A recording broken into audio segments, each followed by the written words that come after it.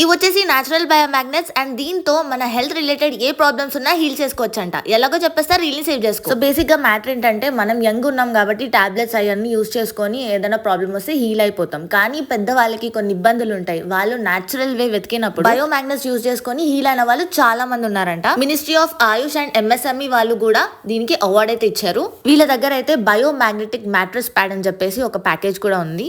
రీల్ని అయితే స్కిప్ చేయకుండా చూడండి, మీకు ఎవరికైనా యూజ్ అవుతుంది పక్కా. సో చూసేద్దాం డీటెయిల్ ఇన్ఫర్మేషన్ కోసం. బయోమాగ్నెట్ అంటారు. అసలు ఇది మనం ఎందుకు వాడుకోవాలా అంటే మనకు భూమిలోకి వెళ్ళి మనకు మ్యాగ్నెట్ మన బాడీకి వస్తుందండి. అసలు యాక్చువల్గా ఈరోజు తగ్గిపోయింది. కరోనా టైంలో మార్కెట్కి వచ్చింది, దీని గురించి అవేర్నెస్ లేదు, జనాలకి తెలియాలి. ఎందుకంటే మొత్తం మనం మెడిసిన్ మీద డిపెండ్ అయినాం. దాన్ని తప్పించుకోవాలంటే ఇది మనం మ్యాగ్నెట్ ప్రోడక్ట్ వాడాలి. ఇప్పుడు మనం మొబైల్ వాడుతున్నాం, ఆ రేడియేషన్ కూడా మన బాడీని వీక్ చేస్తుందండి. అందుకే మనం ఈ బయోమాగ్నెటిక్ వాడడం వల్ల ఏమైపోతుందంటే మనం ఆ మొబైల్ రేడియేషన్ కూడా మనం కాపాడుకోవచ్చు. మ్యాగ్నెటిక్ మ్యాట్రెస్ అనేది ఈ బాటల్ చుట్టూ ఉంటుంది. ఇది ఒక వాటర్ మనం తాగడము, మనకి ఎగ్జామ్ అనేది ఒకటి ఉంటుందండి. దీనిలో కూడా మనకు బయోమాగ్నెటిక్ అనేది ఉంటుంది.